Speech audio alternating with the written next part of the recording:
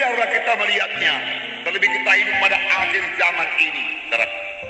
Bahwasanya gereja itu harus menginjil. Setiap anak-anak Tuhan adalah pemberita Injil. Setiap anak-anak Tuhan adalah saksi Tuhan.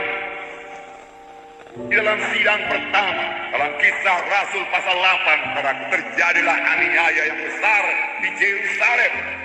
Kemudian mereka tersebar keluar dan mengabarkan Injil. Tapi siapakah sebenarnya yang mengabarkan Injil? Saya membacakan kepada saudara Kisah Rasul pasal 8 ayat 1b.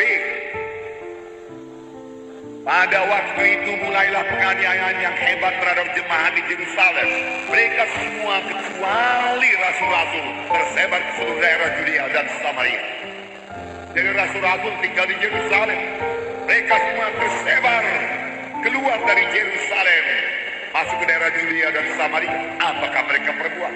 Saya tidak bisa baca ayat demi ayat, saya baca pada surah ayat 4. Mereka yang tersebar itu menjelajah seluruh negeri itu sambil memberitakan Injil. Dikatakan tadi siapa yang tersebar?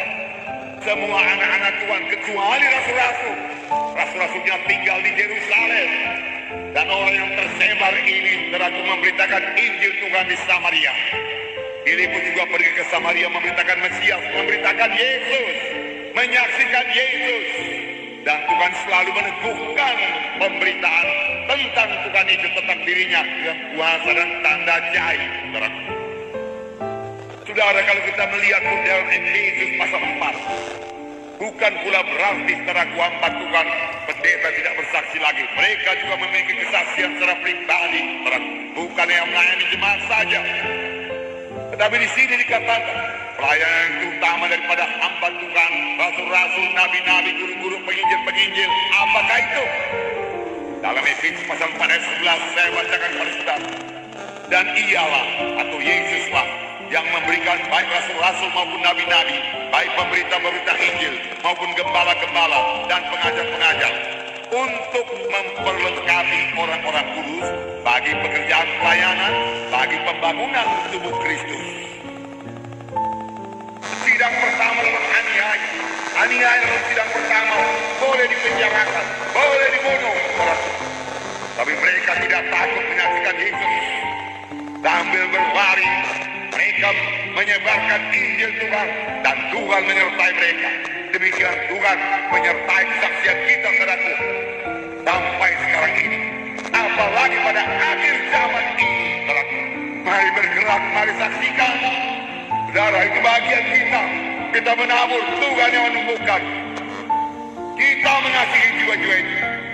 Walaupun barangkali pada kesaksian pertama mereka tidak menerima, belum menerima kesaksian kita, puji Tuhan saja. Kita telah mengasihi dia, saudaraku. Tinggalkan dia dalam kasih Tuhan. Doakan dia, saudaraku. Saudaraku, kelak, saudaraku, ada saatnya, saudaraku, Tuhan memanggil dia sehingga dia mencari sendiri keselamatan yang daripada Tuhan, saudara. Tuhan punya banyak jalan memanggil jiwa-jiwa sampai kepada keselamatan. Amin, saudara. Bagian kita mari saksikan. Bagian kita mengasihi jiwa-jiwa itu, saudaraku. Mengasihi jiwa-jiwa itu, saudaraku. Alangkah, saudaraku, beratnya, alangkah celakanya di luar Tuhan. Kita semua sudah mengetahui, di luar Tuhan binasa.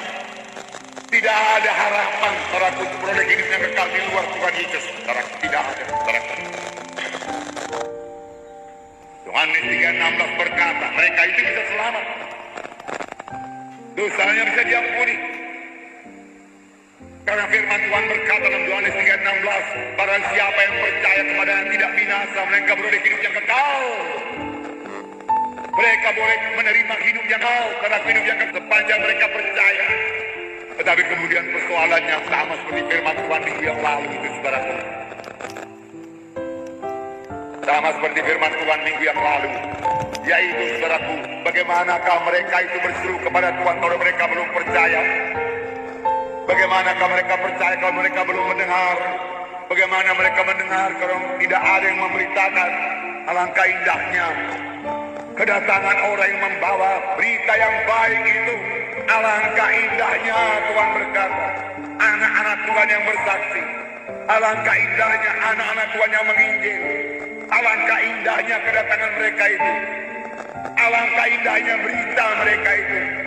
Tuhan pasti memberkati, Tuhan pasti menyertai, karena kitalah alat-alat Tuhan pada akhir zaman ini, saudaraku.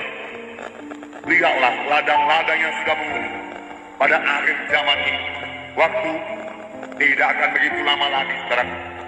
Dalam Yohanes pada 35, bukankah kamu mengatakan 4 bulan lagi tibalah musim menuai?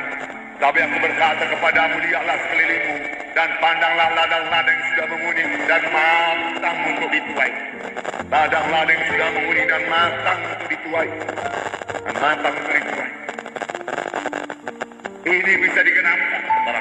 Sayangnya banyak anak Tuhan tidak mengerti bahwasanya dialah penuai-penuai itu. Sayalah penuai-penuai itu. Saudaralah penuai-penuai itu, saudaraku. Amin, saudaraku. Ya. Saudaralah alat Tuhan. Saudaralah yang dipakai Tuhan, saudaraku. Saudaralah penuai-penuai itu.